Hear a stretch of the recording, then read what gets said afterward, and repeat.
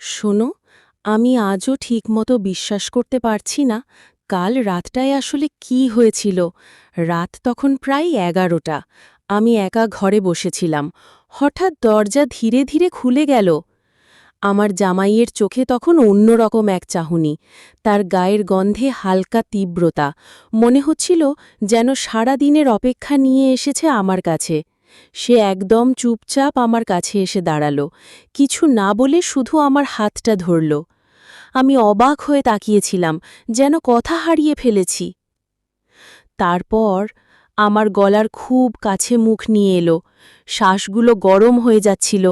আমি বুঝে গেছিলাম আজকের রাতটা আলাদা হতে চলেছে। আমি কিছু বলতে যাচ্ছিলাম, কিন্তু তার ঠোঁটের ছোঁয়া আমার সব কথা থামিয়ে দিল। তারপর যা হলো, শুধু বলবো, সেই রাতের প্রতিটি মুহূর্ত এখনও আমার শরীর আর মনে কাঁপন ধরিয়ে দেয়। কখন যে রাত শেষ হয়ে সকাল হলো বুঝতেই পারিনি। আজও ভাবলে আমার গায়ে কাঁটা দেয়, আর হাসিও পায়।